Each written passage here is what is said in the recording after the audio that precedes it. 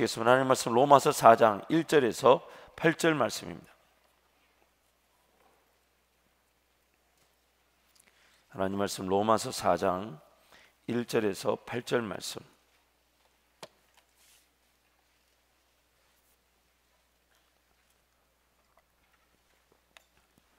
제가 가진 신약성경 243페이지 로마서 4장 1절에서 8절을 제가 한 절 여러분이 한 절 교독하겠습니다. 그런즉 육신으로 우리 조상인 아브라함이 무엇을 얻었다 하리요?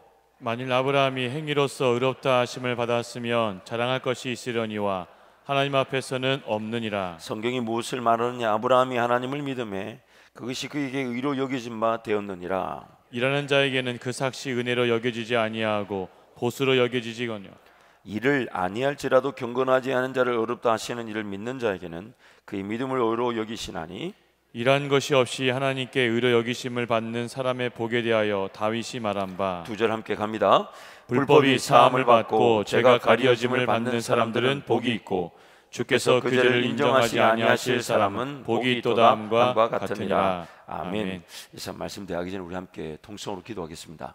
지금 현재 우리 유럽 그리고 아시아 어린이부가 겨울 수련을 하고 있습니다. 오늘이 이제 하나님 은혜의 큰 은혜 시간 될 것인데 이 시간 한번 통성으로 기도하면서 하나님, 우리 자녀들이 하나님을 만나게 하여 주옵소서. 어릴수록 그 어린이의 그 순수한 마음에 성령 하나님이 깊이 찾아가 주셔서 그들을 위로하시고 격려하시고 평생에 잊을 수 없는 그 하나님과의 만남이 될 수 있도록 수고하신 우리 사역자들과 교사들을 축복하여 주시며 모든 프로그램에 하나님 은혜를 더하여 주시되 무엇보다 우리 어린이 지구 자녀들 그들 마음 한 명 한 명을 빼놓지 마시고 찾아가 주시고 만나 주시고 위로하시고 말씀이든 꿈이든 찬양이든 기도든 예배든 어떤 순간이든 하나님의 은혜와 능력을 경험하는 이번 겨울 수련회 인생의 새로운 전환점, 마치 그 거듭남에 대한 분명한 확신과 그 즐거움을 회복하는 그런 시간 수련회가 되게 달라고 우리 주님 찾고 함께 통성으로 기도합니다. 주여 주여 아버지 하나님, 아버지 저들을 만나 주옵소서. 아버지 하나님, 저들의 어린 시절 하나님을 깊이 경험하게 하여 주셔서 주님과 함께 동행하는 인생이 되게 하시고 우리 하나님이 기뻐 영광을 받으시는 놀라운 사람들이 되게 하여 주옵소서. 평생에 잊을 수 없는 하나님과의 만남이 되게 하여 주십시오. 하나님을 경험케 하여 주옵소서. 아버지 저들 심령을 새롭게 붙잡아 주셔서 하나님 말씀으로 기도로 찬양으로 또한 꿈과 비전으로 한상으로 하나님 저들이 하나님을 만나게 해주십시오. 하나님이 찾아가 주시고 단 한 명도 빼놓지 마시고 그 심령을 어루만져 주시며 제 위로와 평강이 넘쳐나게 하여 주옵소서. 아버지 아버지 하나님 아버지 하나님 아버지 하나님 하나님 아버지 하나님 아버지 하나님 아버지 하나님 하나님 아버지 아버지 하나님 아버지 하나님 아버지 하나님 아버지 하나님 아버지 하나님 아버지 하나님 아버지 아버지 하나님 아버지 하나님 아버지 하나님 아버지 하나님 수고하시는 사역자들과 교사들을 축복하오니 하나님 저들의 신령을 만져주시고 아버지 준비된 모든 프로그램들이 하나님의 영광의 기회가 되게 도와주시며 아버지 하나님 아버지 하나님께서 우리 심령들을 사로잡으시사 그들이 하나님을 진정으로 만나는 하나님 각종 신령한 은사들과 하나님의 임재와 나눔을 경험하는 은혜의 순간이 되게 하여 주옵소서. 주여 은총을 베풀어 주옵소서. 이 시간은 우리 저와 여러분에서 한번 기도하겠습니다. 말씀을 준비하면서 또한 예배를 준비하면서 제 마음에 제 자신을 또 발견하고 또 우리의 그런 연약함을 발견하는 모습을 보게 되는데 그게 뭐냐면 우리 어느 순간 우리 신앙생활이 죄를 짓지 않는 것에 만족하고 있을 수 있다라는 도전이 있었습니다. 성령 하나님의 그 음성에 더 깨어 있었고 성령 하나님의 인도하심에 민감하기보다는 그저 내가 죄 짓지 않은 수준에만 머물러 있는 것이 신앙생활이냐, 어느 정도 죄를 내가 거절했다, 죄를 좀 이겼다, 그것도 분명히 은혜일 수 있지만 우리는 날마다 예수 이름으로 하나님 앞에 나아가 우리의 삶에 어느 길로 인도하시든 생명의 길로 인도하시는 성령 하나님을 날마다 인정하며 그분을 사모하며 그분과 동행하는 것이 우리 진정한 신앙생활인 줄 믿습니다. 이 시간 기도할 때 하나님, 그저 뭔가 거절하고 이긴 것, 뭔가 내 자신 죄를 조금 더 덜 지은 것, 이런 것에 만족하지 않게 하여 주시고, 물론 그런 은혜를 주시겠지만 성령 하나님을 인정하며 성령 하나님을 따라가며 성령 하나님과 함께 동행하며 성령 하나님 때문에 행복한, 그래서 목자 되신 예수 그리스도 그분을 따라가는 제 삶이 되게 해주시고, 오늘 이 예배를 통하여 나부터 예수 이름 의지하여 나아가 하나님의 만지심과 위로를 경험하는, 또한 어느 길로 인도하시든 그분과 함께 그 순종의 길을 걷는 제 삶이 되게 해달라고 주님 찾고 함께 기도합니다. 주여, 주여, 주여. 아버지 하나님, 아버지, 예수 이름 의지하여 나아가는 우리의 죄악됨을 용서하시고 성령 하나님 우리와 함께 동행하시며 성령 하나님 우리와 함께 놀라운 은혜의 길을 걸어가시고 하나님 순종의 길, 역사의 길을 걷게 하여 주옵소서. 주여, 주여, 말씀하시옵소서, 말씀하시옵소서. 무단종이 듣겠나이다. 말씀하시옵소서. 주여, 아버지, 하나님 아버지, 하나님 아버지, 하나님 아버지, 하나님 아버지, 하나님 아버지, 하나님 아버지, 하나님 아버지, 하나님 아버지, 하나님, 하나님 아버지, 하나님 아버지, 하나님 아버지, 하나님 아버지, 하나님 아버지, 하나님 아버지, 하나님 아버지, 하나님 아버지, 하나님 아버지, 하나님 아버지, 하나님 아버지, 하나님 아버지, 하나님 아버지, 아버지 하나님, 아버지 하나님, 아버지 하나님, 아버지 하나님, 아버지 하나님, 하나님 아버지 하나님, 아버지 하나님, 하나님 아버지 하나님, 아버지 하나님, 하나님 우리를 새롭게 하여 우리를 변화시켜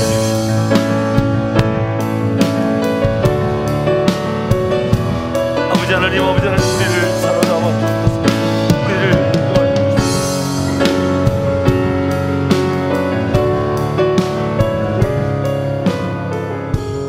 예수 이름으로 명령하고 선포하노니 우리 어린이 지구 겨울 수련회 그들의 마음을 바쁘게 하며 분주하게 하며 미혹하는 마귀의 역사와 공격은 떠나갈지어다. 하나님, 우리의 자녀들을 만나 주옵소서. 저들이 인생에 거절할 수 없는 하나님을 경험하는 시간이 되게 하여 주옵소서. 저들의 순수하고 순진한 마음에 성령 하나님이 찾아가 주셔서 그들의 마음을 만지시고 위로하시며 각양 좋은 은사와 은혜로 저들과 함께하여 주옵소서. 수고하시는 사역자들과 교사와 또한 학부모님들의 기도 응답하여 주시며 준비된 모든 시간 순서마다 성령 하나님의 인도하심으로 풍성한 은혜의 시간, 결단과 다짐과 헌신의 시간, 하나님과의 그 만남이 행복한 은혜의 시간이 되게 하여 주옵소서. 하나님, 저희들을 불쌍히 여겨 주옵소서. 그저 죄를 거절하며 이긴 것 같은 그런 삶에 착각하며 안주하지 않게 하여 주시고 날마다 예수 이름 의지하여 주님께 달려나와 우리를 인도하시는 성령 하나님 인도하심에 민감한 자들 되게 하여 주옵소서. 사모하게 하여 주옵소서. 간절하게 하여 주옵소서. 하나님 어디를 인도하시든 그 인도하심이 나를 위한 진정한 유일한 생명의 길인 줄 알아 하나님과 함께 동행하기를 기뻐하는, 깨어 기도하는 저희 모두의 삶이 되게 하여 주옵소서. 그러한 은혜와 능력을 기대하며 이 밤에 달려나오사오니 하나님 우리 모든 성도들 만져주시고 말씀과 기도로 다시금 하나님의 은혜를 구하게 하시되 기도하는 것만 해도 행복한 이 밤이 되게 하여 주옵소서. 예수님 이름으로 축복하며 기도합니다. 아멘. 지난 몇 주 동안 우리가 순종이라는 주제로 하나님 말씀을 살펴보고 있습니다. 그래서 어떤 그 순종에 하나님 그 도표를 그리자면 우리 삶의 어떤 시간이라는 개념 안에서 도표를 그리자면 가장 대표적인 인물이 이 아브라함이죠. 노아로 말미암아 세상을 물로 심판하시고 하나님이 구원하셨음에도 불구하고 그 세상은 하나님을 인정하지 않게 되었습니다. 하나님을 거절하고 하나님 그분을 저버리고 그래서 우리가 이제 다음 주부터 월요일부터는 신앙의 그 베이직이라고 할 수 있죠. 순수 기본 교리와 신앙의 기초 교리에 대해서 차근차근히 좀 더 함께 말씀을 나누게 될 텐데, 종종 그런 질문합니다. 조선시대 혹은 고려시대 사람들은 지옥 갔나요? 천국 갔나요? 라고 묻습니다. 여러분께 여러분 스스로가 질문을 던져와 주십시오. 그들은 예수 이후 시대입니까? 이전 시대입니까? 예수 이후 시대죠. 그들에게 복음이 전파되지 않은 걸까요? 그들이 하나님을 잊은 걸까요? 그들에게 예수가 들려지지 않은 것 때문에 그들이 지옥 갔나요? 아니면 그들의 죄로 말미암아 하나님을 거절하고 잊었기 때문에 지옥 가는 건가요? 예수 복음이 전해지지 않았기 때문이 아니라 그들의 죄가 그들을 하나님을 잊게 만들었다는 겁니다. 그 노아로 말미암아 온 민족이 흩어져서 각기 자기 영역에서 정해진 그 지역에서 살도록 하나님이 계획해 두셨는데, 그들의 죄로 말미암아 잊을 수 없는 그 사건 속에서 구원을 받은 그들이 그 하나님을 잊어버리더라는 겁니다. 자기 죄로 말미암아 그들은 자기들의 길을 걸어가고 말아버렸어. 그들에게 예수가 전해지지 않았다, 전해졌다, 이것 자체가 문제가 되지 않았어요. 하나님을 기억할 수밖에 없는 세대가 그 죄가 얼마나 권세를 가지고 있었던지 세월이 지날수록 하나님을 잊어버리더라는 겁니다. 그래서 그들이 그들의 죄로 말미암아 하나님을 잊어버려서 그들의 죄로 말미암아 그 죄악의 대가를 지불해야만 했던 것입니다. 그래서 하나님은 그 노아라는 분명한 한 사람을 구별하여 심판하시고 그렇게 세상을 구별하셨지만 그래도 그 가운데 그들은 하나님을 인정하지 않았습니다. 그래서 하나님이 또 한 사람을 택하셨습니다. 그것이 바로 아브라함이었죠. 그리고 그 아브라함의 삶의 여정을 보면 우리의 삶과 별반 다를 바가 없는데 성경이 말하고 싶은 바가 있습니다.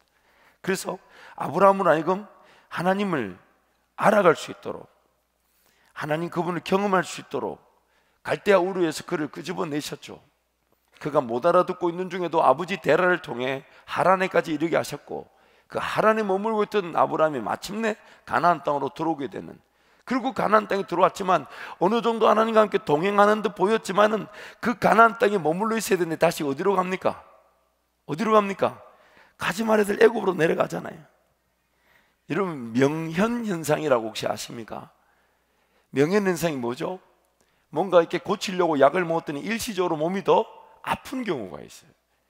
저도 허리 치료를 이렇게 좀 추천해 줘서 이렇게 종종 받아보면 되게 아픕니다.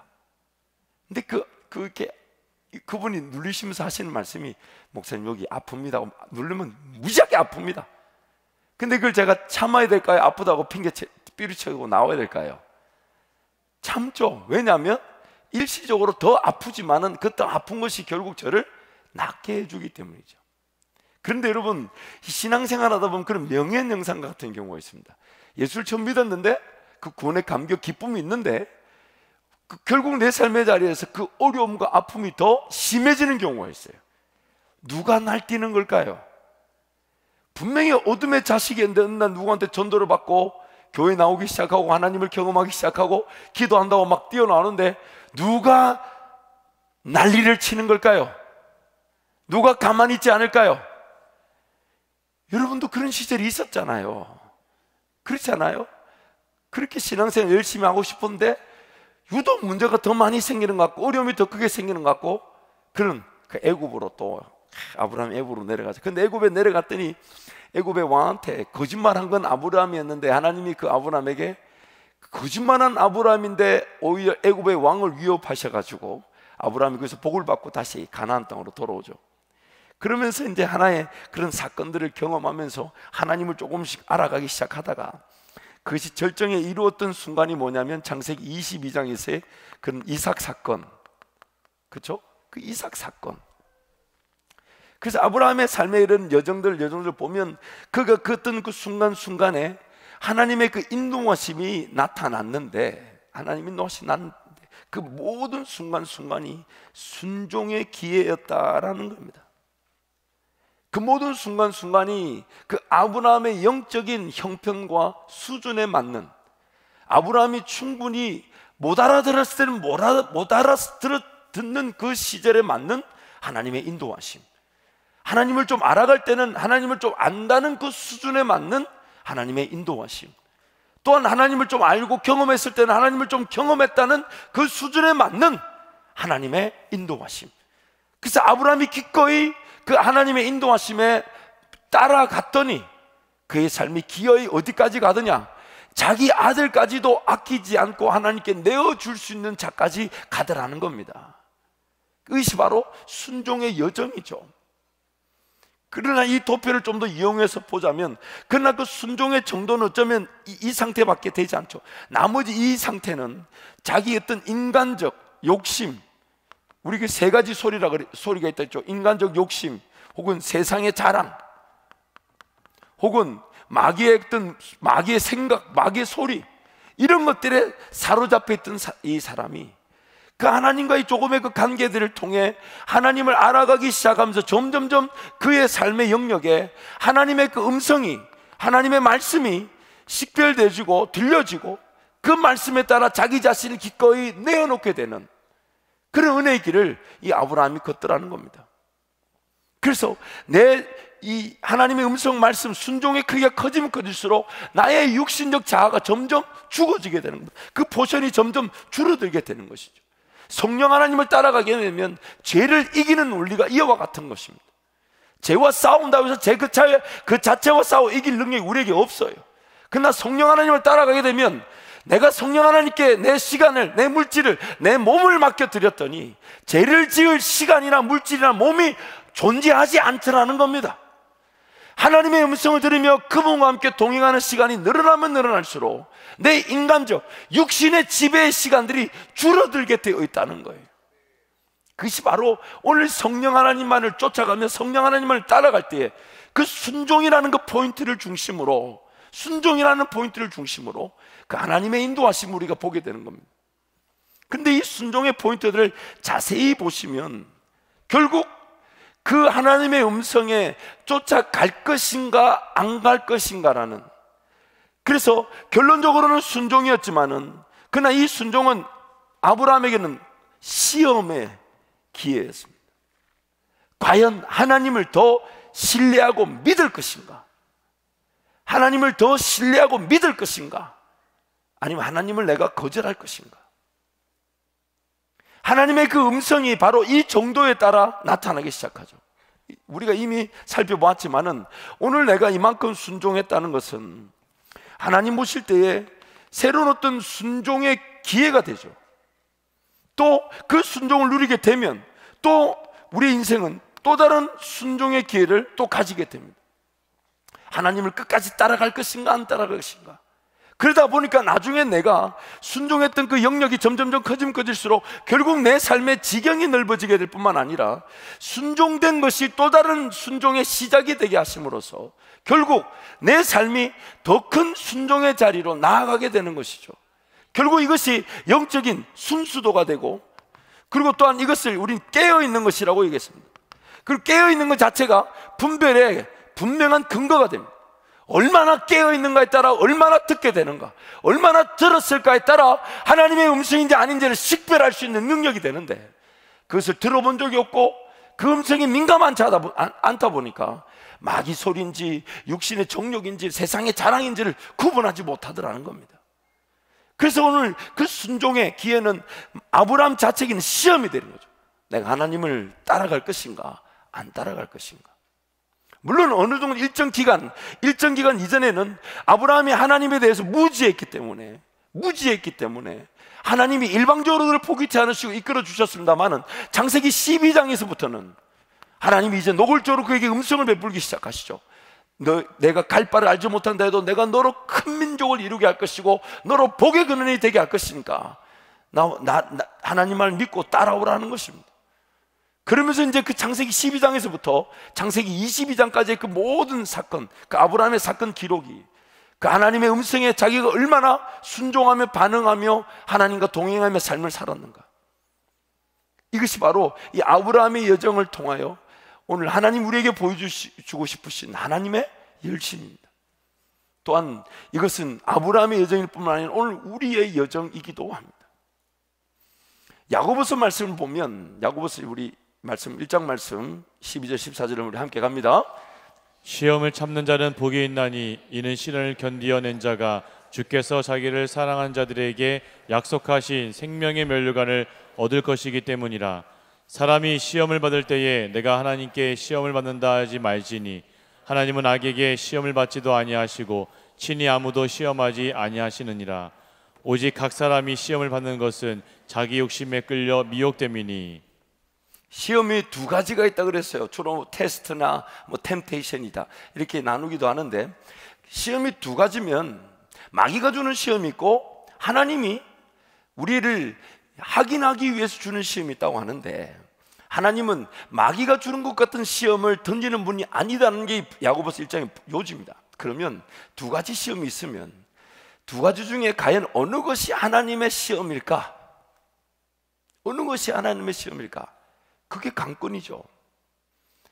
그래서 야고보서 방금 읽었던 12절부터 14절까지 얘기하고 난 다음에 하나님의 시험과 마귀의 시험, 우리의 육신의 욕심의 시험, 세상 자랑의 시험이 차이가 뭔지를 15절에서 이렇게 얘기합니다. 우리 15절 함께 선포합니다. 욕심이 잉태한 즉 죄를 낳고 제가 장성한 즉 사망을 낳느니라. 뭘 보면 하나님의 시험인지 마귀의 시험인지를 아냐? 열매죠. 열매죠. 그 열매를 보면 그가 하나님과 어떤 길을 걸어왔는지 혹은 자기 욕심에 사로잡혀 왔는지를 알 수가 있다는 겁니다. 이 굉장히 중요한 포인트입니다. 그리고 그 열매는 야고보서 우리가 방금 읽었던 1장 12절부터 14절에 열매가 두 가지로 합니다. 첫 번째는 생명의 면류관을 준다 그러죠. 주께서 그에게 철저하게 하나님의 시험에 함께 동행했던 자들에게는 주께서 그에게 강림하실 때 그건 현재형과 미래형으로 나뉘는데 생명의 면류관을 주겠다 하고, 두 번째 열매가 있습니다. 그게 뭐냐면 인내. 그가 하나님 앞에서 그 어려움을 겪으면서도 하나님 부인하지 않고 하나님 그분을 거절하지 않고 하나님 온전히 바라보면서 기도의 자리, 예배의 자리, 말씀의 자리에 인내하는 자, 그 인내가 바로 지금 저 사람은 하나님의 시험을 감당하고 있는 자라는 증거가 되는 겁니다. 그래서 오늘 방금 야고보서 1장 12절 말씀 한 번 더 함께 갑니다. 시작. 시험을 참는 자는 복이 있나니 이는 시련을 견디어낸 자가 주께서 자기를 사랑하는 자들에게 약속하신 생명의 면류관을 얻을 것이기 때문이라. 여러분, 이 베드로전서 1장 6절 7절 말씀 보면 이런 말씀이 있습니다. 우리 베드로전서 1장 6절 7절 함께 갑니다. 그러므로 너희가 이제 여러 가지 시험으로 말미암아 잠깐 근심하게 되지 않을 수 없으나 오히려 크게 기뻐하는도다. 너희 믿음의 확실함은 불로 연단하여도 없어질 금보다 더 귀하여 예수 그리스도께서 나타나실 때에 칭찬과 영광과 존귀를 얻게 할 것이니라. 여러분, 지금부터 말씀을 좀 잘 들어봐 주십시오. 결국 시험이 있다는 것은 명확하게 이거 왜 이렇지, 왜 이런 어려움이 있지, 왜 이런 아픔이 있지, 왜 이런 상처가 있지, 왜 이런 문제가 있지, 왜 이런 시련이 있을까? 결국 그것이 시험이라는 것인데, 그 시험이 있다는 것은 하나님께서 지금 나와 함께하고 계시다는 것을 드러내는 기회가 됩니다.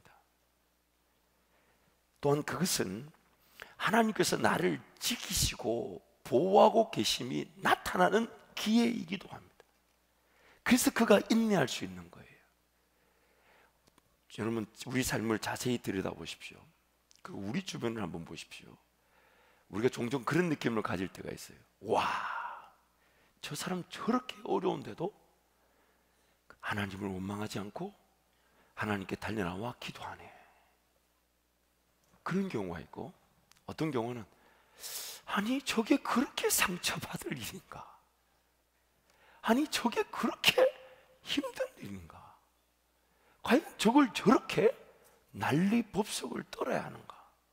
물론 정도의 차이는 있을 수 있겠지만 우리가 분명히 가지는 기준이 뭐냐면, 뭔가 그 사람에게 문제가 일어났고 아픔이 일어났고 시련이 있고 어려움이 있을 때에 그가 보이는 반응을 보게 되면, 저 사람은 지금 머지않은 그날에 주께서 생명의 면류관으로 함께 하실 하나님의 시험을 지금 감당하고 있는 중이구나. 그것을 우리가 분명히 보게 됩니다.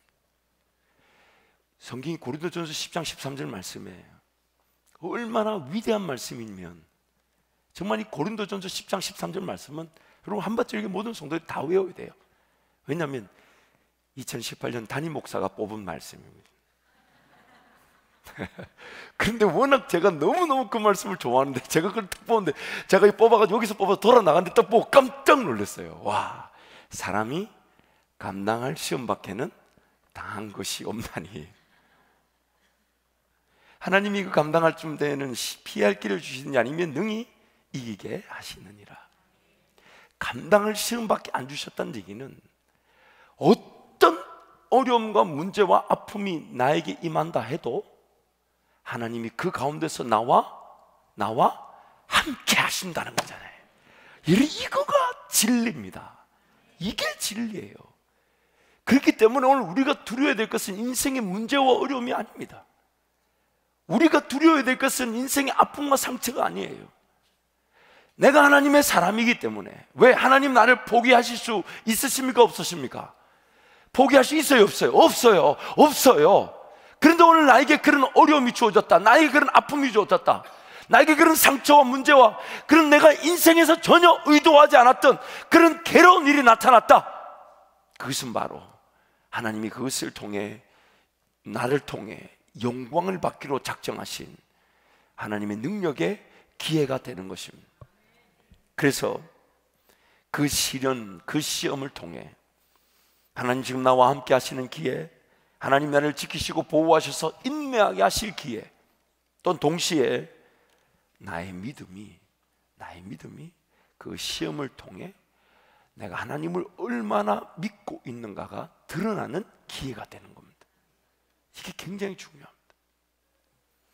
하나님께서 인내로서 견뎌내게 하셔서 하나님께서 궁극적으로는 생명의 면류관을, 그러나 이 땅에서는 하나님의 만사형통의 복을 주시는 기회가 되는 것이 바로 그 시험, 즉 우리에게는 순종의 기회가 되는 것입니다. 그래서 출애굽기 20장 20절 말씀 우리 함께 갑니다. 모세가 백성에게 이르되 두려워하지 말라. 하나님이 임하심은 너희를 시험하고 너희로 경외하여 범죄하지 않게 하려 하심이니라. 이 출애굽기 20장 20절 말씀이 정말 그 성경의 모든 성령의 역사를 다 함축하고 있습니다. 한 번 더 띄워봐 주십시오. 하나님 우리에게 임하심은 우리를 시험하여서 우리로 하여금 하나님을 경외하게 만들며 또한 범죄하지 않게 하려 하심이라. 하나님 우리에게 그런 시험, 즉 우리에게는 순종의 기회가 되어서 하나님을 쫓아가다 보니 하나님을 경외할 뿐만 아니라 하나님을 쫓아간다는 이유로 죄지을 위기를 이겨버리게 되는 거예요. 이 얼마나 놀라운 진리인지 모릅니다. 신명기 13장 1절 3절도 함께 갑니다. 너희 중에 선지자나 꿈꾼 자가 일어나서 이적과 기사를 내게 보이고 그가 내게 말한 그 이적과 기사가 이루어지고 너희가 알지 못하던 다른 신들을 우리가 따라 섬기자고 말할지라도 너는 그 선지자나 꿈꾸는 자의 말을 청정하지 말라. 이는 너희 하나님 여호와께서 너희가 마음을 다하고 뜻을 다하여 너희 하나님 여호와를 사랑하는 여부를 알려하사 너희를 시험하심이니라. 이 말씀과 고린도전서 10장 13절 말씀 같이 기억하십시오. 감당할 시험에는 우리에게 허락하지 않으신다 하셨으니까 하나님이 감당할 만큼의 시험의 기간을 통해 우리가 하나님을 얼마나 사랑하고 있는지를, 하나님 말씀이면 내가 얼마나 순종하며 걷고자 하는지를 우리의 믿음이 드러나는 기회로 만들어 주신다는 겁니다. 그래서 여러분 이 아브라함을 한번 아브라함의 말씀, 그래서 시험이라는 것은 첫 번째는 하나님께서 함께 하시는 백성이라면 반드시 겪어야 하는 관문이자 과정입니다. 두 번째는 시험을 통해 그가 과연 하나님의 백성인지 아닌지가 확인되어집니다. 반드시 확인되어집니다. 어려움을 당해 오십시오. 그가 철저히 하나님 앞에 엎드려 은혜를 구하는 순간 그가 하나님의 백성임이 반드시 드러나게 되어 있습니다. 세 번째는 감당할 시험 밖에는 결코 걸어가지 않으시는 하나님의 인도하심이죠. 시험이라는 그 자체가 감당할 길로만 인도하시는 하나님의 은혜의 기회라는 겁니다. 마지막으로 하나님께서 하나님을 전혀 알지 못했던 자들로 하여금 하나님을 알고 고백하고 인정하고 순종하는 자들로 바꾸셨다는 것을 증명하는 기회가 됩니다. 하나님이 내 삶에 어떻게 개입하셔서 내 삶을 어떻게 지키셨으며 내 삶을 어떻게 인도하시며 그런 내가 하나님을 얼마나 믿고 얼마나 따르며 얼마만큼 순종할 수 있는가. 그래서 그것이 짧은 시간이지만 그 시험이라는 기간을 통해 우리의 믿음이 더 자라나게 되는 겁니다. 이러한 시험이라는 것을 가장 대표적으로 보여줬던 것이 바로 아브라함의 삶이었습니다. 그래서 이렇게 한번 질문해 보면 명확해집니다. 한번 같이 한번 읽을까요? 시작. 만약 하나님께서 아브라함에게 이삭을 제물로 바치라는 말씀을 하지 않으셨다면 자기 자식까지도 아끼지 않고 하나님께 내어 드릴 정도의 아브라함의 믿음과 순종이 어떻게 확인될 수 있을까? 한 번 더 띄워주십시오. 만약 하나님이 아브라함에게 이삭을 바치라는 그 순종의 시험을 요구하지 않으셨다면 그 아브라함이 자기 아들 100세에 얻은 아들이랄지라도 하나님께서 도로 내어놓으라는 그 명령까지도 순종할 수 있다는 것이 어떻게 확인될 수 있겠습니까? 어떻게? 여러분, 우리 삶에 이것이 그대로 적용이 됩니다. 나에게 지금 어떤 시험과 시련이 있는지 모르겠지만 중요한 것은 그것을 통해 하나님이 지난날 나와 어떻게 동행하셨으며 믿음 없던 내가 얼마나 나에게 하나님의 은혜로 믿음이 주어졌으며 정말 순종할 줄 몰랐던 내가 그 하나님 말씀 얼마나 순종할 줄 아는 자로 바뀌어져 있는가. 그것이 오늘 내가 겪고 있는 시련과 시험을 통해 나타나게 될 것입니다. 결국 아브라함의 믿음과 순종이 어떤 상태인지가 하나님 말씀을 통해 드러나고 확인될 수 있었던 것입니다. 그래서 성경이 오늘 본문 말씀에서 그렇게 말하는 겁니다. 아브라함은 아무것도 한 일이 일한 것이 있었다 없었다? 아브라함은 일한 게 없었다는 겁니다. 하나님을 제대로 알지도 못했다. 하나님의 음성을 제대로 식별하지 못했었다. 하나님의 음성을 듣고도 불순종하였었다. 하나님의 약속을 믿고서도 믿었다고 말했잖아요. 그래서 하나님이 그 믿음을 의롭다고 했지만 그 약속, 내 씨가 바다의 모래처럼 하늘의 별처럼 민족을 이룬다는 그 약속을 믿어서 그 믿었던 것이 의로 여기신 바 되었지만 그 약속을 제대로 기다리지 못했죠. 하갈을 통해 이스마엘을 낳았지 않습니까? 그랬던 아브라함이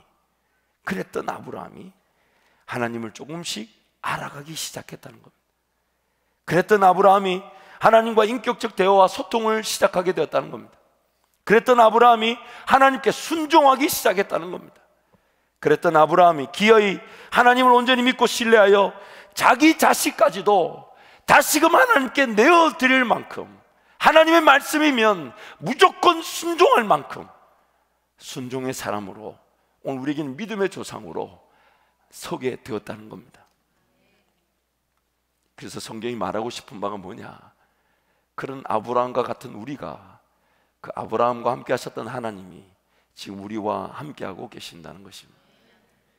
하나님의 음성을 들어야 할 때는 듣게 하시고, 인내해야 될 때는 인내하게 하시고, 순종해야 할 때는 순종할 수 있도록 함께 하신 하나님께서 기어이 아브라함으로 하여금, 그리고 저와 여러분으로 하여금 하나님을 온전히 믿고 신뢰한 자로 만드시는 분이 바로 우리 하나님이시라는 거예요.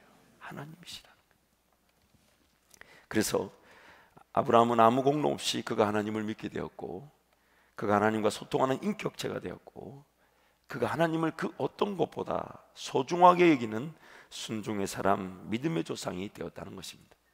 그래서 오늘 본문 말씀을 우리 세번역 성경으로 우리 한 번 더 읽겠습니다. 함께 갑니다. 그러면 육신상으로 우리의 조상인 아브라함이 무엇을 얻었다고 우리가 말할 수 있겠습니까? 아브라함이 행위로 의롭게 되었더라면 그에게는 자랑할 것이 있었을 것입니다. 그러나 하나님 앞에서는 자랑할 것이 없습니다. 성경이 무엇이라고 말합니까? 아브라함이 하나님을 믿으니 하나님께서 그를 의롭다고 여기셨다 하였습니다. 이를 아는 사람에게는 품삯을 은혜로 주는 것으로 치지 않고 당연한 보수로 주는 것으로 생각합니다. 그러나 경건하지 못한 사람을 의롭다고 하시는 분을 믿는 사람은 비록 아무 공로가 없어도 그의 믿음이 의롭다고 인정을 받습니다. 그래서 행한 것이 없어도 하나님께서 의롭다고 여겨주시는 사람이 받을 복을 다윗도 다음과 같이 말하였습니다. 하나님께서 잘못을 용서해 주시고 죄를 덮어주신 사람은 복이 있다. 주님께서 죄 없다고 인정해 주실 사람은 복이 있다. 오늘 우리에게 하나님이 아브라함에게 역사하셨던 그 동일한 능력으로 지금 우리와 함께하고 계신데, 우리 인생의 끊임없는 도전은 내가 지금 하나님을 얼마나 믿고 순종하고 있는가. 내가 얼마나, 만약 우리에게 이것 말고 다른 길이 있다면 제발 부탁인데 제게도 좀 알려주십시오. 저도 그 길을 따라가겠습니다. 근데 오늘 우리에게는 이것 말고 다른 길이 없습니다. 이 길 말고 다른 길이 없어요. 아브라함으로 하여금 하나님의 음성이라면 절대적으로 하나님께 모든 걸 내어드렸던 그 하나님의 역사는 그 아브라함의 것만이 아닌 오늘 우리의 것입니다. 우리가 지금 그 길을 걸어가고 있는데 다른 길이 없어요. 중간에 머물 수 있는 길이 없고, 안주하거나 안정을 취하거나 그냥 잠시 쉬었다 갈 수 있는 곳이 없어요. 성경이 뭐라고 얘기합니까? 항상 깨어 있어. 쉬지 말고 기도하라는 말은 우리에게 다른 길이 없는 거예요. 깨어 있지 않으면 당하는 겁니다. 내가 하나님께 절대적으로 매어 달리지 않으면 내가 어떻게 죽음의 길, 사망의 길을 걸어갈지 모르는 존재가 바로 우리입니다. 우리. 그래서 여러분, 말씀이 꿀송이처럼 닳지 않으면 병든 거예요. 병든 거예요. 예전에 우리 학교 선배가 저한테 그런 얘기를 했어요. 그 선배가 그때 한참 뜨거웠을 텐데, 그 저보고 자기 집에 갔더니 그 라면이 있어서 제가 그 선배한테 허락을 받고 라면을 끓여서 막 김치하고 먹는데, 제 기억에 아마 그때가 선배가 금식을 하고 있었던 것 같아요. 그래서 저는 몰랐어요. 근데 금식하고 내가 배가 고프니까 금식하든지 말든지, 그래서 금식하고 있는 사람 집에 가서 금식하는 사람의 라면을 제가 쟁취해가지고 천국은 침노하는 자의 것이다 이러면서, 그래서 라면을 끓여먹고 막 먹고 있는데 그 선배가 저한테 이랬어요. 그 요즘 말씀 생활, 기도 생활은 어떠냐 그러길래 제가 라면 먹으면서 뭐라고 했냐면, 새삼스럽게 그런 건 왜 질문하냐고. 그랬더니 그 선배가 그 말 뜻이 무슨 뜻인 줄 알고 저에게 내뱉은 말이, 밥이 넘어가냐? 밥이 넘어가냐? 주님 성이 들리지 않는데 그 배를 채우는 일이 과연 가능하냐? 그러면서 저한테 도전했는데 라면 하나 더 끓여 먹었다는 거 아닙니까? 어쨌든 우리 인생이 참 어느 순간 우리도 모르는 사이에 먹어야 될 것들은 먹지 않고 먹지 말아야 될 것들을 너무 좋아하게 되어버렸습니다. 사랑해야 될 것들은 분명히 정해져 있는데 그 알면서 사랑해야 될 것들은 사랑하지 않은 채 사랑 안 해야 되는 것들을 내가 사랑하고 있습니다. 그러면서 그걸 붙들고 그 가운데서 삶을 좀 더 잘 살아야 되고 하나님의 영광을 위해 살아야 된다는 것, 목적은 가지고 있으니까 하나님의 뜻이 없는 내 욕심과 내 삶을 내가 지키고 쟁취하고자 하는 자리에서 그 하나님의 뜻을 구하고 있을 수 있다는 겁니다. 그러니 하나님의 뜻이 발견이 될까요? 안 될까요? 그러니까 그래도 감사한 것은 그래도 뜻을 물으러 왔다고 기도하러 왔다는 그 이유로 하나님이 또 위로해 주시고 격려해 주시고 기다려 주셨다가 그 은혜의 길로 우리를 인도해 주시지 않았냐 하는 거예요. 우리 하나님 정말 대단하십니다. 그래서 오늘 본문 6절 말씀 우리 한번 더 읽을까요? 이 6절 말씀 정말 너무너무 멋집니다. 함께 갑니다. 시작. 일한 것이 없이 하나님께 의로 여기심을 받는 사람의 복에 대하여 다윗이 말한 바. 일한 것이 없이 하나님께 의로 여기심 받아 인정받아 복을 받는 사람들. 결국 그 아브라함이 창세기 12장에서 하나님 그렇게 얘기했을 때는 그 말씀에 아브라함이 별다른 반응을 못했어요. 근데 15장에 가서 그제서야 아브라함이 그것을 믿었다, 믿으니라고 말합니다. 그러니까 하나님이 기다렸다는 듯이 그 믿는다라는 것을 의로 여기시다는 거예요. 이거는 아브라함이 믿음이 대단해서 그 믿음이 하나님께 좋게 평가된 게 아니라 하나님의 음성을 식별하지 못하던 아브라함이 기어이 드디어 마침내 그 고질적인 제 그런 습관을 깨어버리고 문화를 이겨내고 하나님이 그렇게 말씀하시니까 그럼 하나님 뭐 그런 것 같으네요 라는 그 말 한마디를 하나님이 의로 여기셨다는 것은 그 말 한마디를 만들어낸 분이 누구냐 하는 거예요. 누구냐? 바로 하나님이셨다는 겁니다. 그래서 그것이 의로 여겨진 바 된 거죠. 하나님의 일하심의 결과로 아브라함이 기어이 입을 열어 12장에서 들었던 그 말씀, 사도행전 7장의 스데반의 설교에 의하면 갈대아 우르, 아예 그 아버지와 하란으로 떠나기 전에 갈대아 우르에 있을 때도 영광의 하나님이 그에게 창세기 12장, 15장, 17장에 나오는 똑같은 말씀을 거기서도 했는데 아브라함은 전혀 그걸 인지하지 못했다는 거예요. 그 여행의 주도권이 아브라함에게 있지 않고 아버지 데라에게 있었다는 점이 굉장히 중요합니다. 아브라함을 빼내기 위해 하나님이 데라를 이용하셨다는 것인데, 그랬던 아브라함이 기어이 하늘의 별을 보고 바다의 모래를 보면서 그걸 이제 받아들이기 시작했다는 거예요. 그 하나님이 그걸 받아들이기 시작했다는 그것 자체로 얼마나 춤을 추는지 모릅니다. 얼마나. 종종 우리 청년들이나 성도들 만날 때마다 기쁠 때가 있어요. 두 가지 기쁨이, 첫 번째는 목사님 하나님이 안 살아계신 것 같아요 라고 연락이 안 되면 진짜 목사는 지옥 가는 줄 알고 얼마나 두려워하는지 모릅니다. 저도 이제 성숙이 됐기 때문에 그런 인간들이 지옥 안 간다는 걸 잘 알지만, 그래서 목사님 지금은 하나님 만날 때가 아닌 것 같습니다 이렇게 갔다가 나중에 어떤 인생의 우여곡절을 겪고 난 다음에 자기 발로 저에게 전화를 해서 한마디 합니다. 목사님 신학교 가기로 결정했습니다. 참 그렇게 말할 때마다 그 하나님의 일하심이 얼마나 신묘막측한지 몰라요. 신묘막측한지 몰라요. 또 이런 경우도 있어요. 그 하나님을 잘 예배하다가 뭔가 어디에 갑자기 그 의심과 의문에 사로잡혀가지고 갑자기 막 하나님이 안 믿어지는 것 같다 하고 하나님이 안 계신 것 같다고 막 원망 불평하면서 그 예배 자리에 잘 보이던 애가 예배 자리에 안 보여요. 막 처음에는 은혜 받았다고 제일 앞에 앉아가지고 막 난리를 치고 가다가 또 그런 사람들이 유독 액션이 커요. 얼마나 손도 높이 드는지 모릅니다. 뭐 그러다 그러나 갑자기 의심이 든다, 의문이 든다 그러면서 갑자기 앞에 있다가 조금씩 뒤로 가기 시작하더니 저 뒤에 있는지 없는지도 모를 정도로, 그러다가 어느 날 눈물을 흘리면서 저한테 연락이 와가지고 목사님 제가 왜 그랬을까요? 제가 왜 그랬을까요? 그렇게 말할 때마다 막 속으로 꽃이다. 그래도 다행이잖아요. 안 다치고 정신 놓은 것만 해도 감사한데 제가 왜 그랬을까요? 할 때마다 제 속으로 꼭 죽어봐야 그냥 이 얘기는 그만하라 그래서 이제 하지 않도록 하겠습니다. 어쨌든 그런 걸 보면서 야 정말 하나님 대단하시다. 저 사람 마음을 어떻게 하나님 만지셨을까? 결국 그나 우리나 아브라함이나 자랑할 것이 우리에게 단 하나도 없는 것입니다. 우리를 이렇게 만드신 분이 누구십니까?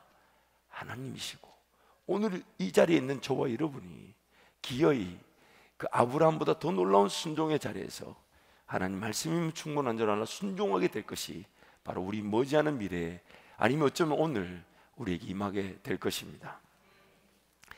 지난주부터 우리가 이런 바이블 타임 읽어가고 계시죠? 아멘. 다시 한 번 더 바이블 타임 읽어가고 계시죠? 예. 참 우리 성도들이 너무너무 젠틀하세요. 안 읽어도 읽었다는 것처럼 얘기하시는 재주도 있으신 것 같고, 아무튼 근데 여기 보시면 우리가 창세기를 쭉 읽을 때 아브라함의 내용들이 좀 지나가고 있지 않습니까? 근데 자세히 보세요. 창세기 22장에서 모리아산으로 아브라함이 올라가서 이삭을 바치려고 했을 때 하나님이 준비해 놓은 그 숫양, 그렇죠? 그 숫양으로 드리고 여호와 이레, 그 놀라운, 그래서 이거를 이제 우리가 주일날 말씀도 살펴보겠지만 아브라함도 승리하고 하나님도 승리하는 이 놀라운 방식이죠. 윈윈 게임을 이제 순종을 통해 경험하고 내려왔을 때 23장에 어떤 내용이 나오냐면, 가나안 땅에 객으로 살던 아브라함이 모리아산에서 그 이삭을 드리는 사건 이후로 23장에 그 가나안 땅을 합법적으로 취하는 장면이 나옵니다. 사라가, 자기 아내 사라가 죽자 그 헷 족속에 속한 막벨라 굴과 그 밭, 막벨라 밭 굴이 있는 그 밭을 사서 합법적으로 이제 가나안 땅을 차지하는 사건이 나옵니다. 순종이라는 분명한 더 이상의, 정말 아브라함에게 더 이상의 순종을 물을 그런 더 이상의 사건이 없을 만큼의 자기 자식도 아끼지 않는 그 순종의 사건을 이후로 아브라함이 땅을 23장에 차지하고 24장에 가보면요, 이런 말씀이 나옵니다. 24장 1절 말씀인데 우리 함께 갑니다. 아브라함이 나이가 많아 늙었고 여호와께서 그에게 범사에 복을 주셨더라. 24장 1절에서 이 말이 나옵니다. 범사에 복을 주셨더라. 원어로 보면요, 아브라함이 하는 모든 일이 다 복이 되고 복의 통로가 되고 복의 이유가 되고 복의 시작이 되더라는 겁니다. 좀 더 다른 표현을 하자면 아브라함에게는 뭐든지 하나님이 맡기실 수가 있는 상태가 되었다는 거예요. 아브라함이 무엇이든지 줄 수 있는 상태가 되었다는 거예요. 왜냐하면 그의 생각, 그의 문화, 그의 습관, 그의 말, 그의 행위, 그가 사랑하는 것, 그가 좋아하는 것, 그가 즐기는 것, 그가 행복하게 여기는 것, 그가 즐거워하는 것, 그 모든 것들이 하나님보다 더 소중하지 않게 되었기 때문에, 하나님보다 더 귀하지 않게 되었기 때문에 그에게 무엇을 주든지 간에 그를 통해 하나님의 복이 이 세상에 흘러넘치게 된다는 것이에요. 그래서 창세기 12장 1절 3절 우리 함께 힘차게 선포합니다. 여호와께서 아브라함에게 이르시되 너는 너의 고향과 친척과 아버지의 집을 떠나 내가 내게 보여줄 땅으로 가라. 내가 너로 큰 민족을 이루고 내게 복을 주어 내 이름을 창대하게 하리니 너는 복이 될지라. 너를 축복하는 자에게는 내가 복을 내리고 너를 저주하는 자에게는 내가 저주하리니 땅의 모든 족속이 너로 말미암아 복을 얻을 것이라 하신지라. 결국 그 순종이라는 그 분명한 자세가 확인되는 순간 하나님은 그 순종의 자세를 가진 성도에게 만사가 복이 되게 하시는 거예요. 여러분, 이게 굉장히 중요합니다.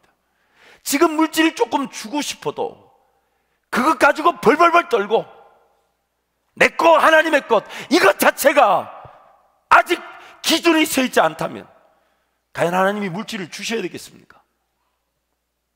그에게 영향력을 더해주고 싶고 그로 인해 많은 사람들이 세워질 수 있도록 하기 위해 기회를 주고 싶은데 품는 마음도 없고 세워주는 마음도 없고 사랑하고자 하는 마음도 없고 섬김의 자세도 없고 공동체에 대한 이해도 없고 교회 부흥과 또한 예수 그리스도의 그 복음이라는 것에 사로잡히지 않았는데 그에게 어떤 경제나 문화나 사회나 정치나 세상 어느 영역에서든지 그를 세우실 수 있으시겠습니까? 세우실 수 있겠습니까? 하나님 그분께 절대적이지 않는 사람을 하나님이 어떻게 세우시겠습니까? 하나님이 지금 이 아브라함의 이야기를 쭉 우리에게 보여주면서 창세기 11장 끝무렵부터 지금 24장까지 그 모든 내용을 쭉 적지 않은 내용이잖아요. 그 내용을 보여주면서 우리에게 도전하시는 게 뭐냐면 그 하나님의 말씀이면 충분한 줄 알아서 무엇이든 하나님이 말씀하시면 제가 듣고 그리고 그 말씀이 나에게는 나를 위하는 생명의 유일한 생명의 길이 되고 그 길이 나의 사명의 길이 될 것이며 내가 가장 행복하게 내 삶을 살아갈 기회가 될 것이고 하나님 그분께 영광이 될 줄 알아. 하나님 말씀 앞에 삶을 온전히 송두리째 내어드려서 그 말씀이 말씀하신 대로 살고자 하는 인생. 그래서 그에게 하나님이 무엇이든 알려주실 수 있는, 무엇이든. 다시 한 번 더 강조하지만 이 순종의 정도에 따라 세 가지 관계가 있다 그랬죠. 첫 번째는 이 주인과 뭐의 관계가 있다 그랬죠? 종의 관계가 있다 그랬어요. 두 번째는 친구의 관계가 있고, 세 번째는 뭡니까? 남편과, 그렇죠? 신랑과 신부, 남편과 아내의 관계가 있다 그래요.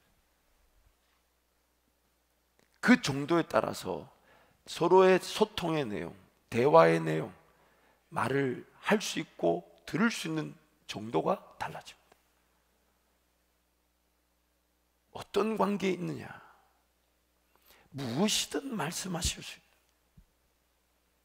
무엇이든 말씀하실 수 있다. 하나님과 나의 관계가 그것이 해결되고 나면 내 기도 제목이 달라지기 시작해. 뭘 이루어 달라, 뭘 채워 달라, 뭘 해결해 달라, 이런 기도는 더 이상 사라집니다. 그럼에도 불구하고 하나님은 나의 하나님이시고 이 문제 해결하실 거 믿지만 해결해 주지 않으셔도 하나님은 나의 하나님이시며, 그러나 지금 내가 생각하는 이 필요, 풀어야 될 숙제들, 문제들이 여전히 존재하고 있다 해도 만약 하나님이 더 긴급한 일이 있고 우선적으로 여기신 일이 있다면 하나님, 저는 그 길을 따라가겠습니다. 제 인생의 짐이 해결되지 않아도 그 짐 지고 주님이 가라 하신 그 길을 걸어가겠습니다. 왜냐하면 그 길만이 생명의 길이고, 내 평생에 이 문제가 해결되지 않아 나를 짓누른다 해도 주님이 나에게 주님이 원하시는 일을 얘기하셨다면 저는 그 길을 따라가겠습니다. 그것이 바로 순종의 관계예요. 결국 이것이 순종의 정도를 나타내지만 결국 이 순종의 크기는 무엇과 비례하냐면 나의 거룩, 이 거룩의 크기와 비교하게 되죠. 얼마나 그가 하나님 한 분만으로 만족하는 인생을 살고, 얼마나 그가 하나님이면 충분하며, 얼마나 그가 하나님의 음성을 들으며 하나님을 따라가기 위해 구별되어져 있는가. 순종의 내용의 크기는 그 사람의 거룩의 크기와 비례하게 되는 거예요. 성경은 한 가지를 얘기하고 있는 겁니다. 이 한 가지. 하나님은 나의 하나님이 되시고 나는 그의 진정한 백성이 되는 거예요. 이를 위해 그 하나님이 내 가운데 거하시고 나는 거하시는 그 하나님과 함께 동행하며 사는 것. 근데 그 거하신 하나님이 말씀이 육신이 되어 우리 가운데 오셨으니 말씀이신 하나님을 내가 얼마나 듣고자 하며 내가 얼마나 순종하고자 하는가. 여기에 인생의 판도가 달라지게 되는 겁니다. 말씀을 정리하겠습니다. 아브라함의 삶을 믿음과 순종의 여정으로 보자면 하나님을 전혀 알지 못했던 자가 하나님을 알게 되고, 그리고 이제 그 하나님의 음성을 식별하게 됩니다. 하나님의 인도하심에 따라 하나님의 말씀과 능력, 즉 불가능을 가능케 하시는 하나님을 경험하게 됩니다. 마침내는 하나님의 말씀이라면 무엇이든 순종할 수 있는 자, 이게 바로 하나님 말씀하시는 복의 근원이고 복 그 자체입니다. 복의 근원이고, 그래서 그에게 무엇을 주든지 간에 그것 자체가 그에게 소중하지 않은 거예요. 주어지면 주어질수록 또 하나님의 음성에 따라 섬기고 베풀고 나누게 될 것이지만 그가 뭘 가졌든지 가진 것에 연연하지 않습니다. 하나님께 더 귀를 기울입니다. 오늘 하룻밤에도 하나님이 복을 주신다면 100배의 복을 주실 수 있는 것이 하나님이세요. 그래서 지금 내가 뭘 가진 거, 그걸 좀 더 가지고 혹은 그걸 더 잘 관리하고자 하는 욕심에 하나님 앞으로 달려나오지 않더라는 겁니다. 하나님 음성을 소중하게 생각지 않아요. 지금 내가 좀 벌어드리는 거, 그것도 언제 잃어버릴지 몰라. 하나님께 기꺼이 내어드릴 마음이 없어요. 그거 보느라고 하나님과의 관계를 소홀히 하게 되는 것. 여러분, 그러는 동안에 인생이라는 시간은 흘러가고 있습니다. 그러는 동안에 내가 하나님과 함께 더 깊이 동행할 수 있는 인생의 시간은 내가 의도하지 않은, 하나님이 의도하지 않는 방향으로 흘러가고 있습니다. 범사에 모든 일에 복을 주셨다는 것은 그가 하는 모든 일이 하나님이 보시기에 심히 좋았다는 것이죠. 그가 하는 모든 일이 하나님이 보시기에 심히 좋았다는 겁니다. 그의 생각, 그의 분별, 그의 판단, 그의 문화, 습관, 말, 행동, 하나님의 말씀에 따라 순종하기 위해 살아가는 삶, 하나님 말씀이면 무조건 아멘하며 하나님께 자기 자신을 내어드리는 삶, 하나님 말씀이면 충분한 줄 알아서 끝까지 하나님 말씀을 기다리고 인내하는 삶, 하나님 말씀으로 충만하여 그 말씀이 실현되는 삶, 그 말씀이 마치 이 땅에 말씀이 예수님이 성육신, 말씀으로 성육신 하셨던 것처럼 오늘 우리가 그 말씀으로 하나님의 사람으로 성육화되는 것, 그것이 바로 하나님의 뜻입니다. 오늘 우리 삶의 최대 관건, 인생의 어떤 어려움이나 아픔 우리가 두려워하지 않습니다. 왜냐하면 하나님이 그것을 통해 내가 하나님의 자녀임을 확인시켜 주시기 때문에, 동시에 하나님이 그 시험과 시련을 인내로서 잘 극복하게 하실 것입니다. 그리고 머지않은 그날에 그 순종이 어떤 열매를 보게 하실지. 그래서 오늘 우리의 최대 삶의 최대 관건은 뭐냐? 하나님 그분 앞에 끊임없이 달려와 기도하고 말씀 붙들고 하나님을 끝까지 기다리는 거예요. 그래서 예수님이 흩어졌던 제자들을 40일 동안 불러 모으셨잖아요. 엠마오로 가는 제자들, 갈릴리에서 고기 잡겠노라고 고기 잡으러 간 제자들, 흩어진 제자들을 일일이 40일 동안, 그 제자들이 흩어지지 않았으면 40일 땅에 계실 필요도 없는데 그 흩어진 제자들을 끝까지 어디다 모아놨습니까? 예루살렘에. 그리고 당부하신 말이 뭡니까? 오직 성령이 너희에게 임하시면 너희가 권능을 받고 예루살렘과 유대와 사마리아와 땅끝까지 이르러 증인이 될 것이기 때문에 너희는 약속하신 성령을 기다리라. 하나님을 끝까지 기다리라는 거예요. 쉽게 결정하지 말라는 겁니다. 차라리 내가 덜 벌고 덜 마시고 덜 입고 아니면 못 먹더라도 어차피 일용할 양식은 하나님께 달렸으니까 괜히 이거 결정해서 나와 하나님과의 관계가 식어질 위기가 있고, 이거 결정해서 세상과 타협해야 되고, 이거 결정해서 불편한 걸 감내하면서 일을 해야 된다면 하지 말라는 거예요. 하지 말라는 거예요. 하나님이 내 길을 모르시냐 이 말이에요. 그래서 요즘 들어 제가 여러분께 계속 강조하는 제 기도 제목, 하나님 안 따라가면 안 될 만큼 저도 손 넣었다 빼면 문디 되게 하고 넣었다 빼면 낫게 하고, 그 지팡이 하나 어디 사야 될 것 같아요. 그 지팡이 던졌는데 뱀으로 바뀌고 다시 꼬리 잡았더니 지팡이 되고, 그리고 떨기나무 불이 붙었는데 나무는 안 타고, 안 가면 안 될 만큼 순종의 기회를 주실 때까지 하나님 기도의 자리에서 잘 인내할 수 있도록 저를 지켜주십시오. 그래서 처음에는 100일 저녁 기도회를 하려고 했는데 너무 타 종교스럽다 해가지고, 그래서 타 종교스럽다라는 말에 저도 연약한지라 그 말이 귀에 쏙 들어왔어요. 그리고 우리 교회 위모, 그분의 말씀에 하면 너무 길면 이게 지리하게 느껴지지 않겠냐. 근데 그거는 또 하나님 음성처럼 들려가지고 제가 보통에서 그분 음성은 하나님 음성처럼 잘 안 듣는데, 그래서 40일씩 두 번 나눠서 하는 것이 좀 더 지혜로울 수 있겠다. 그래서 40일 저녁 기도회로 제가 먼저 금식하고 기도하는 시간, 또 40일 새벽 기도로 좀 하나님께 은혜를 구하는, 저는 저부터 궁금한 거예요. 하나님, 우리 한밭 열교회가 담임 목사님 저부터 기도함으로써 하나님 뭔가 하실 일이 있다면 기도하는 자리에서 인내하기만 하면 하나님 말씀하실 거니까 그래서 누가 물어요. 하나님, 목사님 만약에 40일 저녁 기도에 응답 안 하시면 어떻게 할 거냐고. 제가 답을 줬죠. 40일 새벽 기도 있지 않냐. 근데 또 물어요, 이놈이. 40일 새벽 기도 응답 안 하면 어떡하냐고. 걱정하지 마라. 4월달부터 또 40일 간다. 걱정하지 마라. 왜? 여러분 잊지 마십시오.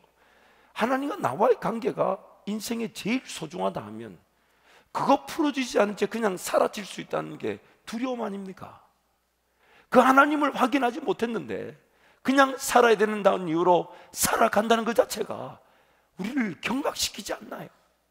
그렇다면 하나님 말씀하실 때까지 무조건 하나님 앞에 인내해야 되는 것이지 다른 방법이 어디 있겠습니까? 그렇다고 우리의 삶을 하나님을 떠나 살 만큼 용기 있는 삶도 아니에요. 천국과 지옥은 어떻게 할 겁니까? 하나님을 거절했을 때 나타나는 그 결과는 어떻게 할 거냐고. 그러면 우리 삶의 자세는 뭐가 돼야 됩니까? 하나님 말씀하실 때까지 하나님 앞에 인내하는 거, 이것 자체가 행복인 것이고 이것 자체가 즐거움인 것이고, 말씀 안 하시면 하실 때까지, 그 제가 종종 가르쳐 드렸잖아요. 기도가 잘 안 되면 어떻게 하라고요? 기도가 잘 안 되면 어떻게 하라고요? 기도가 될 때까지. 저 장담합니다. 기도가 잘 안 되거들랑 이거 분명한 답입니다. 하나님께 은혜를 구하고 도움을 구하고 기도 될 때까지 앉아 있어 보십시오. 기도 되나 안 되나? 저 자신 있어요. 해보세요. 안 된 사람을 본 적이 없어요. 말씀이 잘 안 읽어진대. 그럼 어떻게 하면 좋을까요? 읽어질 때까지 읽는 거예요. 왜? 모르면 망하니까. 모르면 무슨 방법으로 살 겁니까? 그러면 말씀이 안 읽어지는 그 자체가 무슨 뜻이냐면 정신병 걸렸는데 정신병 안고 살겠다는 거예요. 지금 안 읽어지면 이게 뭔가 문제가 있는데 안 읽어지네요. 그럼 어떡하라고? 저보고 어떡하라고요? 그래서 오세요. 뭐 안 읽어지면 같이 읽는 수밖에 없죠. 뭐 같이 읽어야죠. 병에 걸렸는데 병 걸린 줄 모르는 거 안 읽어지면 보통 심각한 게 아니잖아요. 그러면 죄를 뒤집어 쓰고 옷을 찢어서라도 회개하면서 하나님 읽어지게 해달라고 빌어야 되는 거 아닙니까? 그게 우리가 받은 구원 아니냐 이 말이에요. 오늘 유달리 말씀이 길어 죄송합니다. 순종편에 대한 말씀이 오늘로 이제 마무리가 되고 다음 주부터는 이제 40일 저녁 기도회를 가니까 그 주제로 가겠지만, 가능하면 금요일은 순종에 대한 말씀을 살펴보겠지만, 사랑하는 성도 여러분, 정말 하나님 한 분이면 충분하십니까? 정말 하나님 한 분이면 충분하십니까? 하나님 말씀이면 내가 이해되지 않아도 그 말씀이 나를 위한 생명의 길이고 나를 위한 유일한 길인 줄 여러분 믿으십니까? 그렇다면 오늘 우리가 답답하고 두려워야 될 것은 그 음성을 제대로 식별하지 못하거나 듣지 못하고 있다는 것을 두려워하면서 가슴을 찢고 통회하며 하나님, 이 하나님 말씀이 기록된 말씀이라도 잘 깨달아지고 즐겁게 사랑스럽게 꿀송이처럼 달게 느껴지도록 하나님 은혜를 베풀어 주옵소서. 이 시간은 주님 세 번 찾고 이 한 가지 놓고 동성으로 기도합니다. 주여.